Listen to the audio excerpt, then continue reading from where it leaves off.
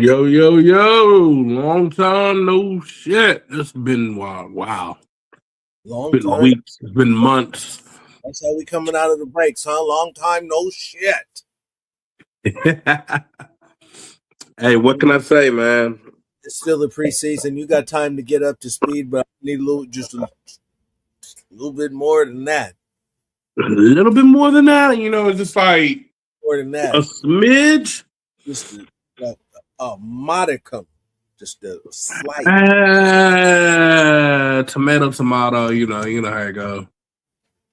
Anyway, welcome to another great episode of The Unfiltered Truth. I am your host, Phil Jones. Here's me, the one and only brother from another, Philip Robinson the third. How you doing, bro? Man, let me tell you, I'm excited. This is pretty much the point of the preseason that I've been waiting for a very long time. Soon as I found out they were having joint practices in Houston.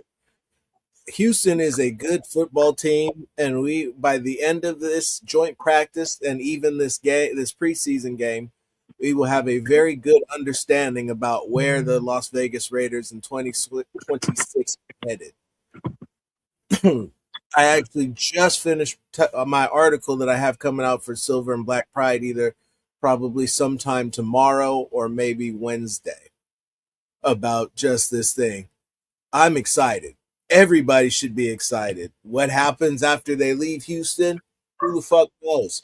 But whatever's going to happen is going to tell you a lot about where they're headed this season. Yeah. I mean, let's dive a little bit back into last week. First preseason game. We got a quarterback battle, man. We're just gonna go on and say that it was inevitable. Yes, it was. It was. I know everybody's like, oh, Brady and them. They said they want to have the vet go and all. It's not looking like that, Chief.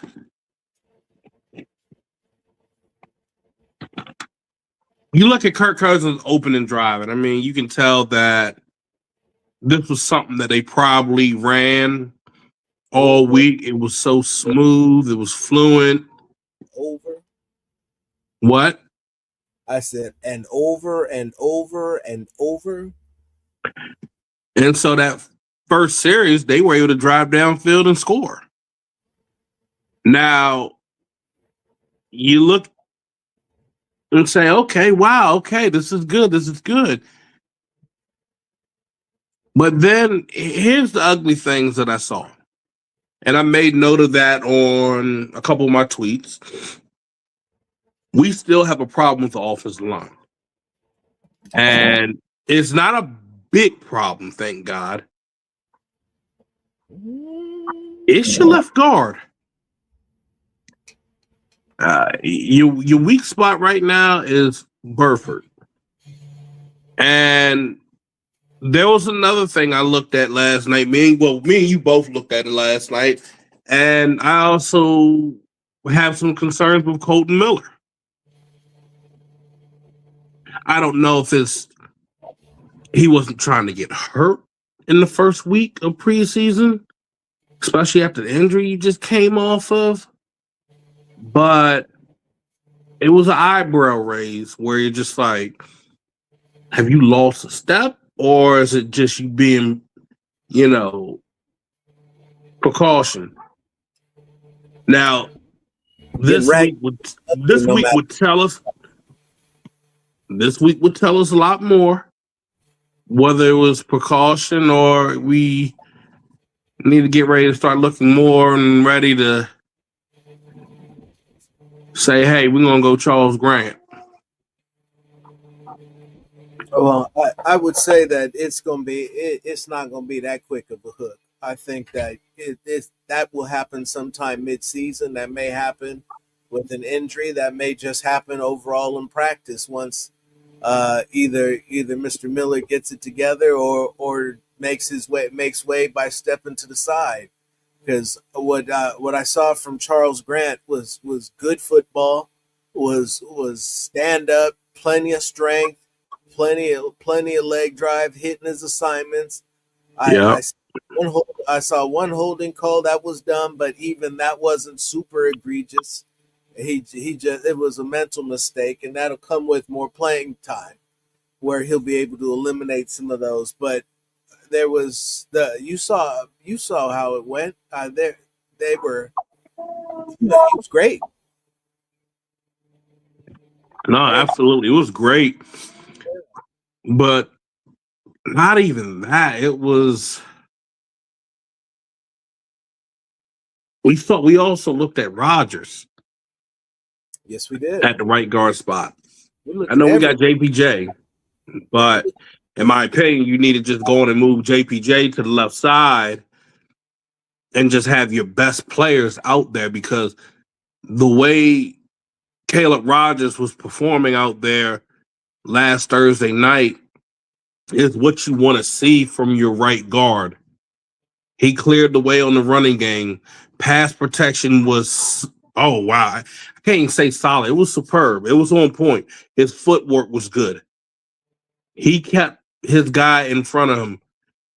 The way Dennison has been working these guys is like a godsend. This is something that we've been looking for the last last what 3 or 4 seasons? About 3 or 4 seasons, yeah. Longer than that, but definitely since Brasillo left, so Yeah. now that puts into So perspective. it's been about 4 seasons. Yeah, about 4 years. Yeah. So that being said, and this is what you want to see, like our 2 linemen that we drafted high last year, we're seeing good results, even though it's preseason. But I'm going to say this: they went up against the ones on that earlier drive, so that's good to see. That's the good feedback we want. That says that, one, we did draft well. Two, what the coaching staff is doing is 20 times better than what the hell we saw last year with that coaching staff. One thing I want to add on, I know we've been talking about the O-line a lot. I will say this, Trey Zoon at right tackle. Amazing. But you're not going to like me right here, because I prefer having Trey Zoon inside. Ideally, I wanted Trey Zoon to play left guard, but the way that I'm gonna be on. I'm gonna go ahead and be honest. The way that Trey Zoon played right tackle on against the Cardinals, if he can duplicate that again versus Houston, he deserves a serious chance to start at right tackle. That, yeah. But if I'm the Raiders, I would also put him at left guard as well, just to see. Because remember, Trey Zoon has played all over the offensive line, I'm aware. going back to A&M, Texas A&M. So he played left tackle, he played left guard, he played center, right guard, right tackle. I think we would get a major impact with him if you don't move JPJ to right guard. I mean, to left guard. I'm putting Trey Zoon there in a heartbeat. Hard. With the speed that he has, the power he has, that's clearing that's generational. Okay? He's clearing the way. He's clearing the way for all the running backs to eat.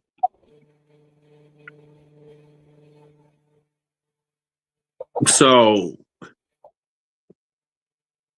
I have to say this is a good problem that we're having. That we're like, he's doing good, but he's showing off. It This is is. the I'll put it like this. This reminds me, we haven't had good problems like this in a long time. No, not good problems. I mean, last time we did have good problems like this was probably back with Gruden.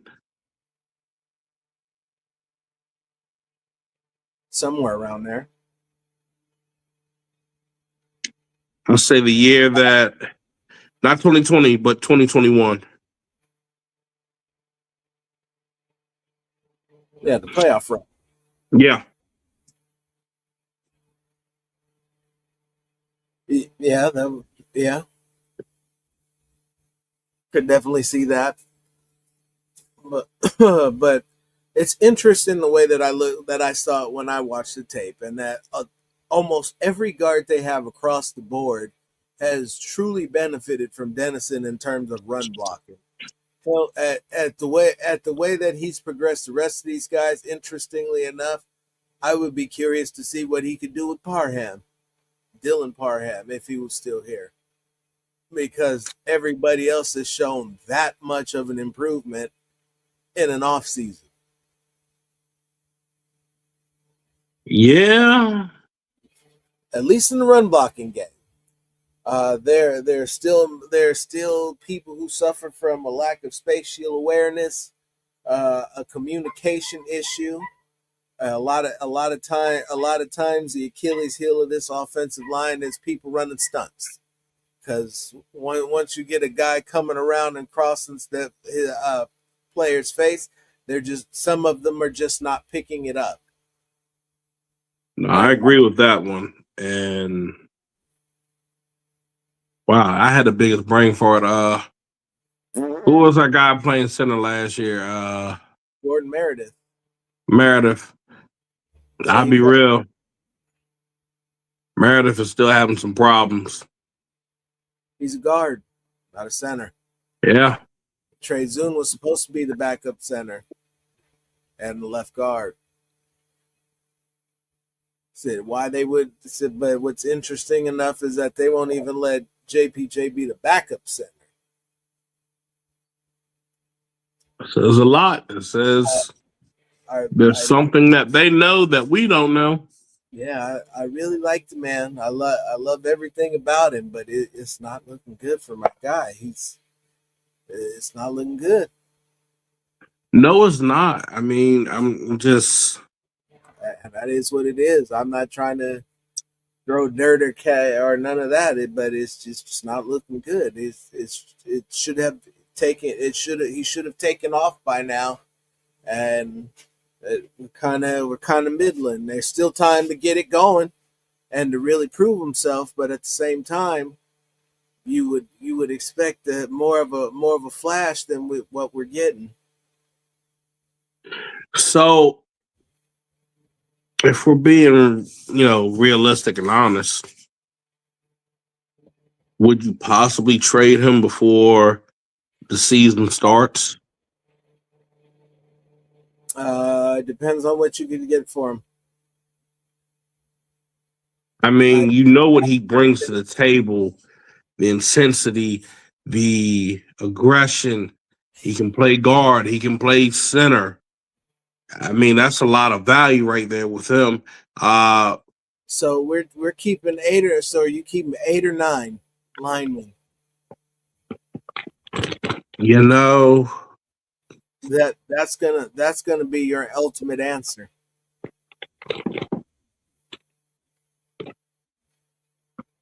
Yeah, that's true.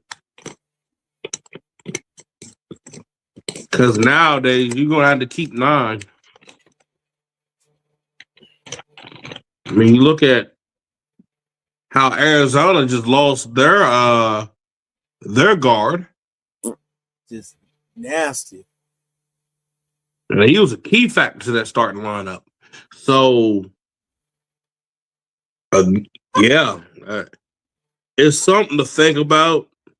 But I know if a team was going to call, I know that it would set up spy check was like, okay, well, you motherfuckers going to give me this.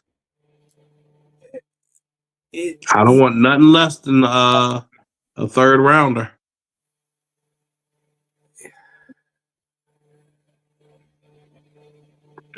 And you know, lineman, good tier lineman is a dime a dozen. Third, huh? Well, I guess heading into the season, if somebody got injured, they'll pony that up. Do that without a Oh, it's going to change if it goes early in middle of the season. or early towards the end of training camp, and somebody loses one out of nowhere, and it's looking dire. Yeah, I could see it going down. Then I was gonna say, best I could see is probably a fourth, but again, when people are desperate, things tend to happen. People get as many fleeced. times they put us in holes like that. That's what I'm saying, like. People get fleeced all Like the time. let's be real here. Like a team like New Orleans, they're like, damn, we're down a starting center. I mean, or a starting guard. They're gonna be in a situation where they're like, we're gonna have to pony up. Yeah. Same, just any team, they're gonna have to start ponying up. Yeah, you want to win, you got to do what you do. But I still think, we hold on to what we have. But again, the Raiders have a good problem right now. You drafted those last two linemen last year. Then you have Trey Zoom. You can either play at the tackle spot or you can play inside at the guard or even at center. Shit, Jordan Meredith, you can move him back to left guard. So you see where this is going. There are options. Absolutely, there are options. So simply everything to consider on the table moving forward. So could you unload them if you're keeping 8? Absolutely. If you're keeping 9, it's a little dicey. Because Grant is taking up a spot. Zune is taking up another one. You're already at 7. Then you're taking a pick between Meredith and Burford. That gets you to 8.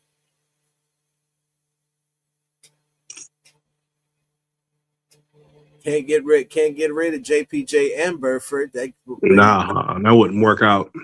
Yeah, so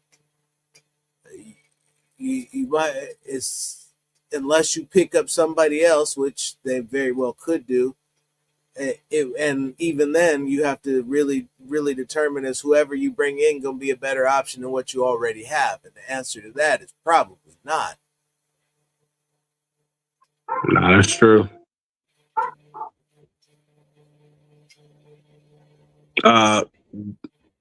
Side note, I think we're going to have one. I think we by far have one of the best tight end rooms in the league. For sure. For sure, it's gonna look a lot better than it has been, and we're not even talking about just Michael Mayer. The way that Ian Thomas was blocking in that game against the Cardinals, I seen that mofo pancaking defensive linemen, defensive ends, just man in that man straight into the dirt, knocked his in the dirt. There's another guy from last year. We drafted him high, and we probably didn't see him on the minis. We didn't really see him in many snaps last year. He came out there Thursday night, and he made himself known, whether he was catching the ball or blocking. Jack Best showed off. He showed off like, hey, I can be that clear, solid number 2 guy. Third down, hey, we need somebody. Boom, I'm right here. Nothing less, if nothing else, a contributor, a factor, whether it The be in Mike the Washington Jr. Run, the way he sealed off that safety and throwing him right into the linebacker, that was textbook football 101 blocking, and I love it. and I'll even take it a step further, singing the praise of one Jack Besh, because as beautiful as that was, when he folded the defensive end from the wing position, was almost just as magical. Old Jack Besh, 6'1", 213 pounds of pure dynamite, out here laying out defensive ends. No, And, bro, he played like he was more than 6'1". and 13 pounds. We're not even talking about the initial hit. That was the hit and drive into the ground.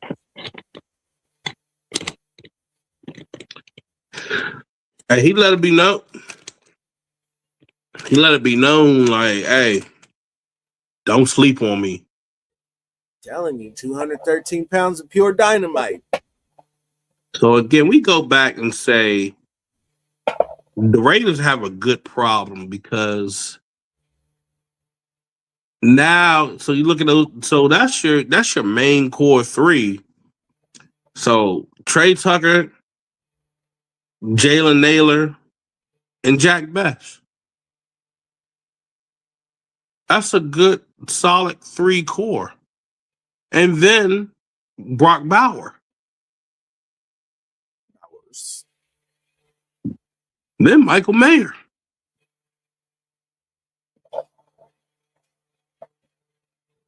But here's the other good problem we got. The best problem. Mike Washington Jr. and Genty. Ready to have a debate? Sure. Actually, much of the debate because you'll agree with me. So how long before Mike Washington snatches the number 1 job? Ooh. I'm putting Ashton Genty on watch right now. The Ooh. loss sounds lovely. So what you saw in terms of reading the hole, the footwork, and please keep in mind that Mike Washington Jr. is 6'2", 230 pounds, running a 4.3 40, and dancing the way that you saw him against the Cardinals with the shakes and the shimmy, bouncing off a block and bouncing it to the outside. That's everything. That's everything any football coach has ever wanted out of a running back. Yeah. Anything any football coach has ever wanted out of a running back. And he can catch the ball out of the backfield.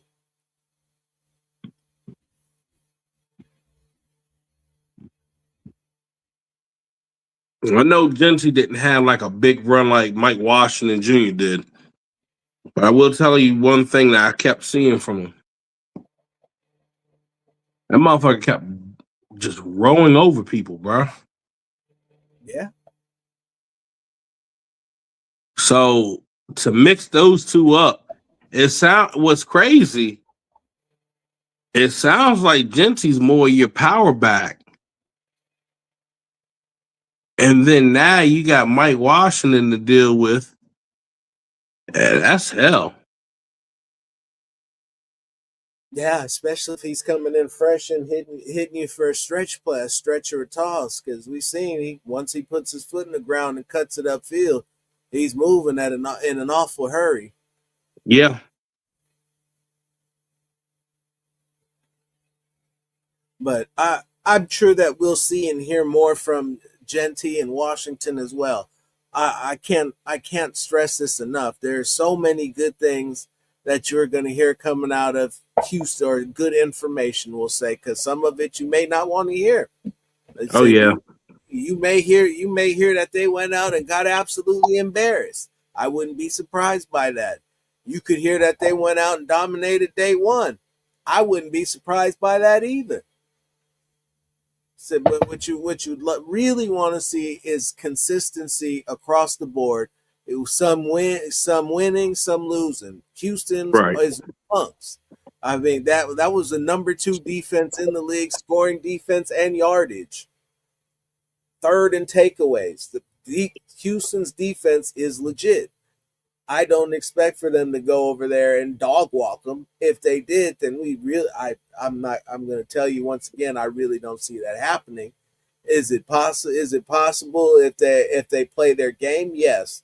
But if you told me that Kirk or Mendoza went out there and started throwing the ball all over the yard because the blocking was superb and held up magically, I'd just sit here with my mouth on the ground and drooling and say and just could not believe it.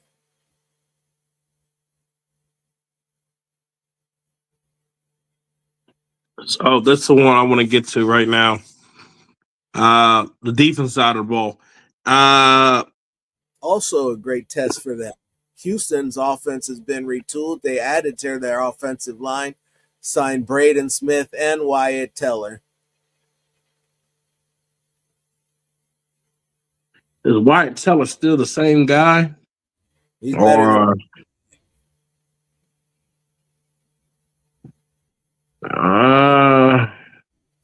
Do you remember what they had? Do you remember who they had? Yeah, they had a bologna and cheese sandwich that expired.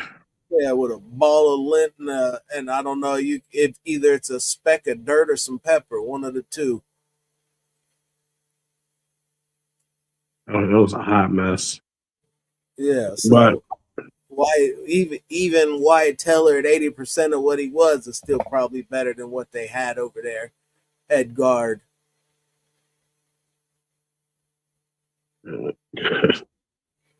I know a lot of folks are disappointed with the performance what we saw from the defensive line yesterday. Last Thursday. Mm-hmm. And the more and more I think about it and look at it, I'm not tripping. I'm not getting all bent out of shape. I didn't want anybody getting hurt. You didn't have Max out there. And then when you look at the film closely, pressure was being made from the outside. Malcolm Kuntz did create some pressure just rushing up on the quarterback.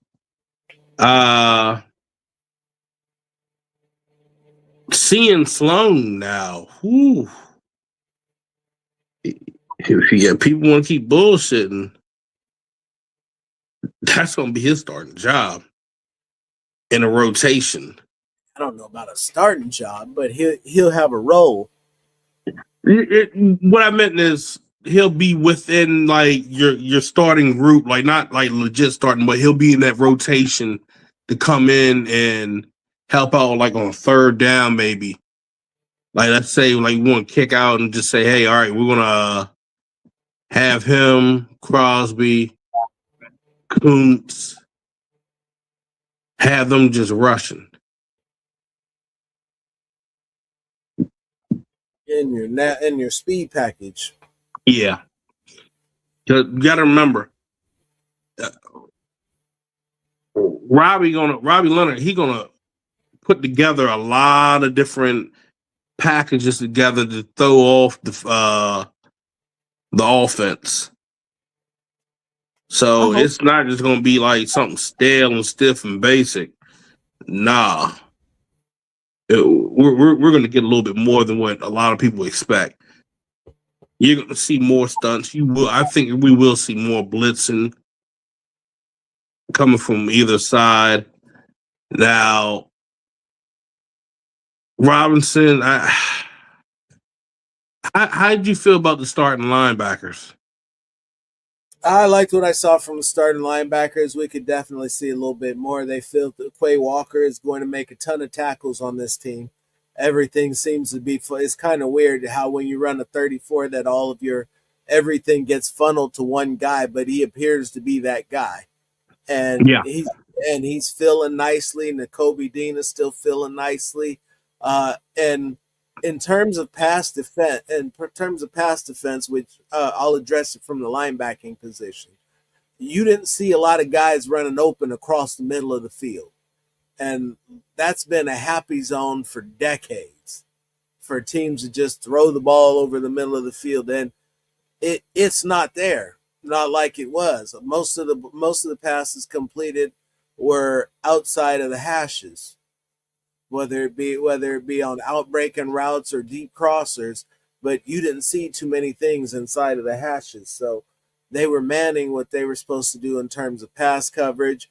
You didn't really get a chance to see any blitzes, but I got to believe that Nakobe Dean is going to get activated, and so will Walker at some point in time. And all in all, it is absolutely a beautiful thing to finally have off ball linebackers once again, guys who can actually make a difference at that area of the field. Right. And then not only that, man. How do I start this off? Baby, this is the unfiltered truth, baby. Shoot it from the hip. Yo, the fucking look, the linebackers are what we paid for. Yep. They're good. You get what Dean you and Walker, they're good. This is what we wanted. Now it would have been cool. We also got like added a Devin Bush or what's the old boy? It was the other linebacker that went to I'm gonna stop you on that and say that from what I saw in the first week of the preseason, I'll need to see what's it called, a confirmation or a follow up from Cody Lindenberg.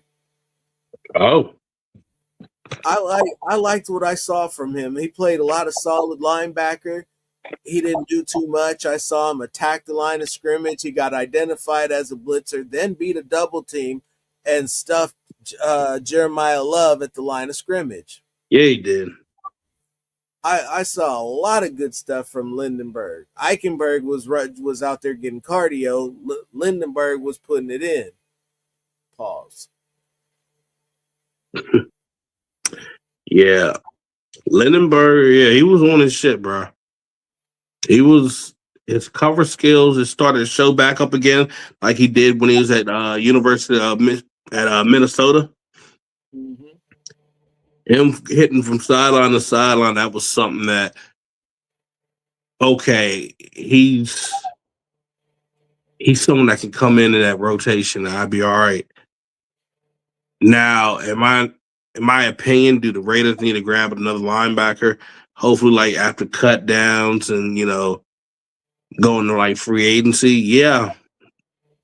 Grab one more, whether or not they're not starting or anything, but just to help with depth. I think that should be something they should be looking at getting. But going back to what I was saying earlier with the D line not fully given that, like, oh yeah, we're gonna do some stunts, we're gonna do some hand fighting to get back to the line of scrimmage and all that. We didn't see that much. Am I mad about that? No, because they're also in the process of trying to get the whole game speed rhythm in this defense that Rob Leonard has put together. So, I mean, I'm fine with what I've seen. I know there were a few things with the secondary, not turning your head, but guess what? That corner, literally, he's been out of football in general for 2 years. It's a lot of rust he has to shake off. So overall, I mean, Robinson, we know what we're going to get it from that offense, and then now we know what we're going to get for this defense. I mean, it, it's a little bit of a work and play, but I think we're going to be fine. Not going to say we're going to be like doing amazing, like we're, a 12 or 13 win team, but overall, we're going to be a solid team as a whole. Couldn't agree more. But again, I'll revert back to this is these next couple of days and joint practices are going to tell us an awful lot. See, Houston is a team that believes they're ready to challenge for the bowl. That believe they have the pieces in play to challenge for the bowl. They got depth on both sides of the ball.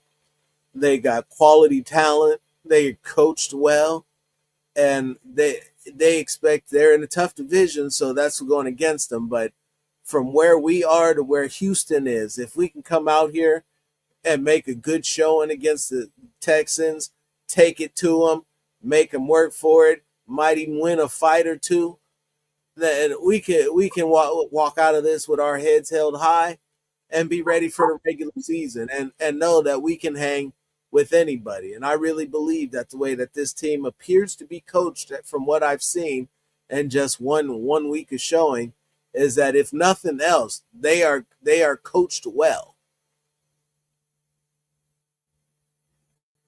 Absolutely, brother. You're not lying on that one. Now I see the Raiders added another receiver to their core. They went on to sign former Commanders receiver Noah Brown. And Noah Brown, he's decent. He's a little decent, solid. I mean, nothing huge, but when you ask him to go do something, he's going to do it. Right. I would have figured that he would have made more of an impact in Washington. I thought that he'd have been perfect for Daniels. In fact, during his rookie year, I think it was the other Brown, Diami Brown, actually. When I think about it, Yeah. and they let him go too, which I couldn't understand. But that not my team. But no, yeah, no, Brown's okay. But honest and truthfully, I think he's just a camp body. Somebody to play in the preseason. So Yeah, but he might end up making this roster too. He's decent enough to make this roster. they're pretty deep. They're pretty deep. I get it. Pretty deep because there you can name off six. So are you keeping 9 linemen and 7 receivers, 3 tight ends, 4 running backs, 1 fullback? Yeah. That's a lot.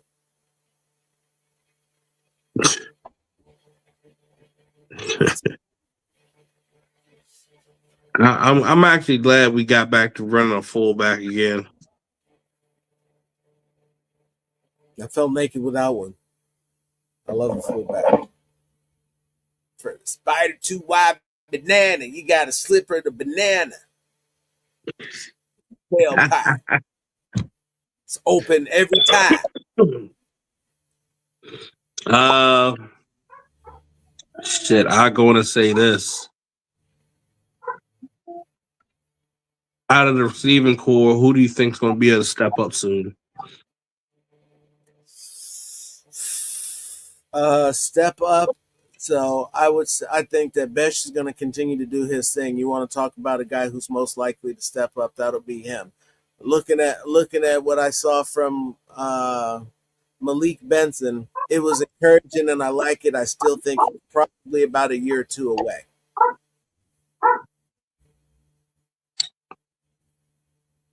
Man, a year or two away?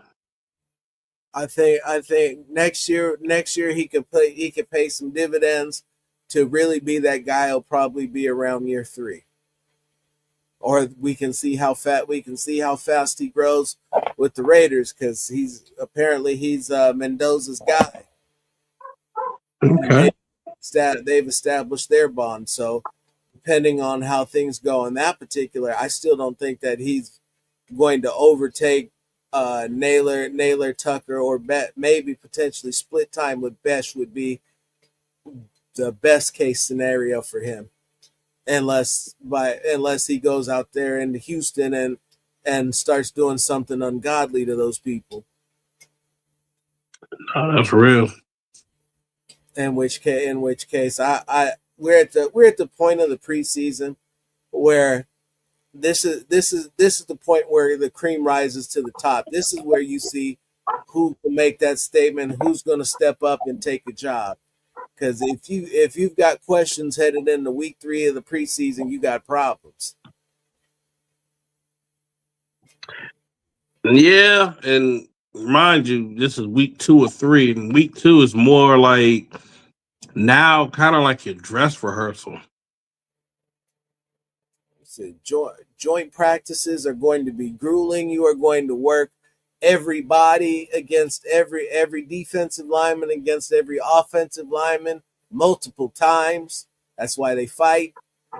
And you're going to get a chance to see how everybody operates with consistency, who learns from the last time, who adapts, who adds to their arsenal, who does all of that. And again, I take it back to Houston's defense being number 2 in the league last year. Get their offense getting Tank Dell back and adding David Montgomery to go with Woody Marks, beefing up the offensive line, and giving and Jaden Higgins has got a year under his belt, and so does Jalen Noel. They're poised to do big things over there in Houston if they can utilize all the talent they have, because they have a shit ton of it. Yeah. No, I'm writing something down, some little notes. The one, and I'm glad I wrote this down. The one thing that the Raiders need to figure out is special teams, because your kicker, both of them. Jake Moody's available. You said what again? Said Jake Moody's available. That's the big no for me, bro. You're in a position where you want to jettison both of the kickers on your roster. You're gonna have to figure out a way to start saying yes a little bit more.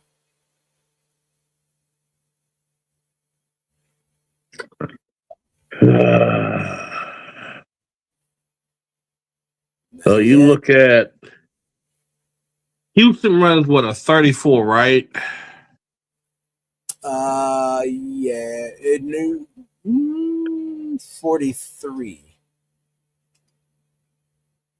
Or here, hold on. Let's see. Nope, it's 43. Okay. Uh, Would you like me to run down their roster? yeah. At left defensive end, you have Will Anderson Jr. At left defensive tackle, you have Tommy Togai. Right defensive tackle, Sheldon Rankins. But both of those guys are backed up by Logan Hall and Caden McDonald, respectively. Daniil Hunter is backed up as your right defensive end, backed up by Okay. Jadeveon Clowney. Your weak linebacker is Henry Tutu, backed up by Marte Mapu. Middle linebacker, your Mike is Aziz Al-Shair. And then your Sam is EJ Speed, although it looks like he's going to be out. At left corner, you have Derek Stingley Jr. Strong safety, you have Reed Blankenship. Free safety, you have Kalen Bullock, backed up by Kamari Ramsey and Kayvon Merriweather. At right corner, you have Kamari Lassiter, backed up by Jalen Smith. And at nickel, you have Jalen Petrie.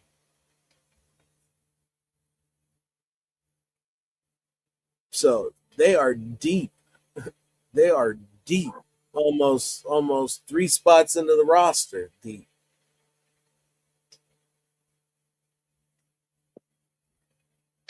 Okay, yeah.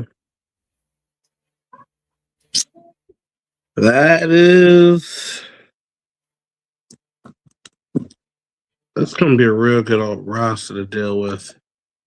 And I cannot stress this enough for all of you.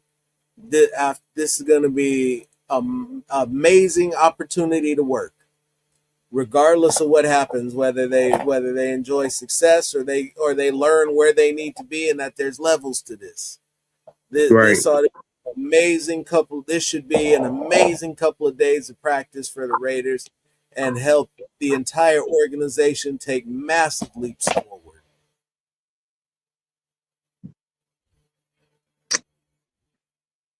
Now I Our want to take kicking this. situation, my guy. Hold on real quick. I want to take this time. We're 46 minutes in, almost 47 minutes in, to thank everybody for tuning in. Please give us an unfiltered salute. Hit that like button. Subscribe if you haven't subscribed. We're in season now. There's no more time for bullshit. It's time to make it happen. Give you guys the unfiltered truth, whether we leave the mic exploded in a flash of lightning or we just give it to you straight. But thank you for tuning in. Phil, continue, please. We have a problem with our kicking situation. That was the last thing I wanted to get over. You got Tokyo Toe and you had Matt Gay, but Matt Gay has not been an accurate kicker in a long time. I even seen him kicking with the Commanders, and it wasn't enough. And they were in a dome. That's disgusting. If you can't kick in a dome, bro, I can't help you. And everything is perfect there. It was off grass, no turf, no wind, not a whole lot of noise, Yeah. and you scooch. We just can't have that. Yeah. Hopefully, we see something different with our two kickers going forward this week. But that performance last week from them,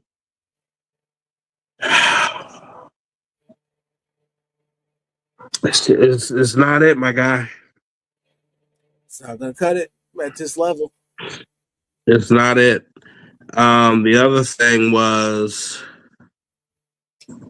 damn, let's say his name. So while you're doing that, so here let me ask you this question. So numbers be damned. Eye test only. When you looked at that, who had a better game, Mendoza or Kirk Cousins? I gotta give it to Mendoza. Mendoza, it's where he was placing the football.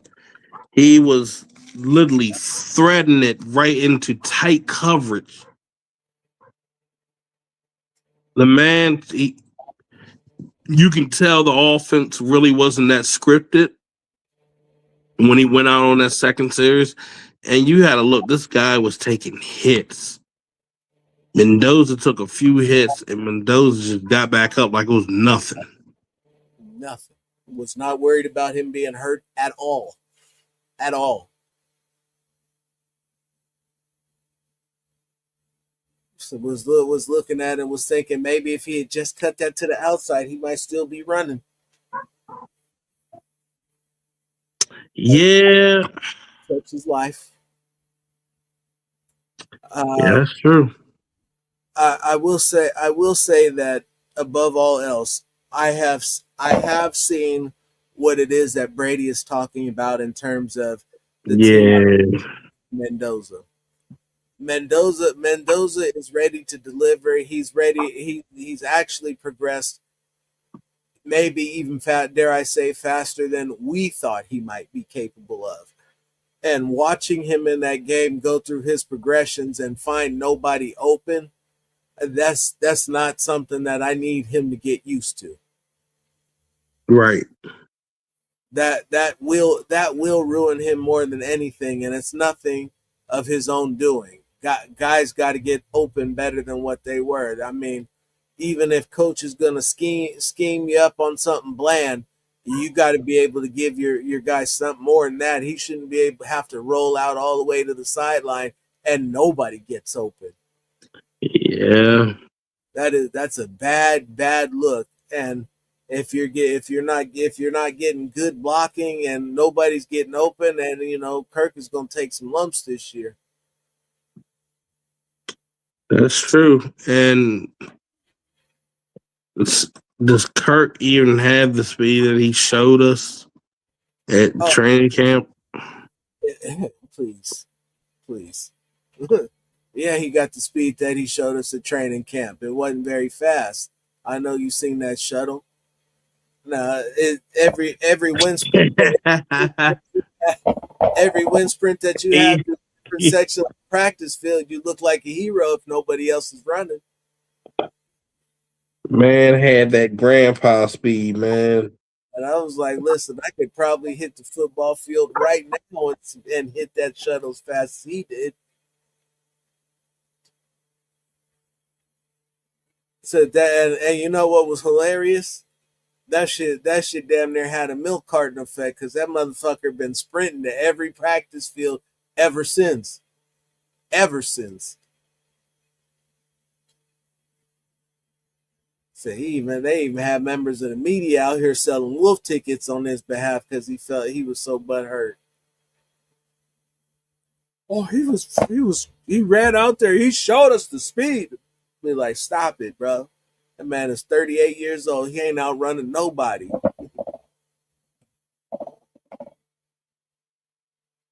Well, he was never a speedster to begin with. He ain't outrunning nobody. And actually dodging from what I've heard, dodging the oh wow, he left. Dipping and dodging the pass rush and picking them up and reading them and feeling them has been something that Mendoza's had a better feel for in this particular so far in training camp. And that may also turn to be one of those things that gets him into the starting lineup faster than it doesn't. But again, I look forward to these practices against Houston. I cannot stress this enough. This is going to tell you exactly who the 2026 Raiders are. Are they going to be a team that can go out there and hang with anybody? Are they going to be a team that gets their hat handed to them by better opponents? How do they deal with adversity coming off a loss? Do they just accept it? Or do they get in the film room and study and figure out where they went wrong and how they're going to be better moving forward? Are we there? Can you hear me? Yes, I can hear you. I wanted to say, give me your grade on the Raiders so far. Like, through camp and after the first preseason game. I'm gonna give them. I'll give them a C plus. I like the direction that they're headed in. I like the improvement from where they were at. There were a lot of boneheaded, self-inflicted wounds that need to be cleaned up. There were a lot of drives that got left out there on the field. Right. We gotta finish that up before we can start talking about better grades and above average. 14 points is not going to cut it, especially in the preseason game. That means your twos, your threes, and fours gave you absolutely nothing. I can agree with you on that one, definitely. C plus, I mean, seems a little high in my book. But I don't know, Phil. You got anything else, man? Again, I plug my article one more time. Like I said before, or shit, I'll tell you again. I resumed writing, went back to writing for Silver and Black Pride. I've had a few articles come out now. Look for mine coming out either tomorrow or Wednesday. Going into further detail about why I believe that these joint practices against Houston are absolutely critical to the Raiders' success in the 2026 season. All right. That's about it for me. Like I said, like we said, look, if you're new to the channel, go on and give us a subscribe. If you guys tuning in, make sure you go on and like. And other than that, hey, I'm Jones. That beats that boy Robinson right there. And this is the unfiltered truth. We'll see you guys next time. Hopefully, we've had major progress with the team, and maybe we'll be talking about something juicy on a whole, I don't know, quarterback decision. Till then, you guys take care. Enjoy yourself.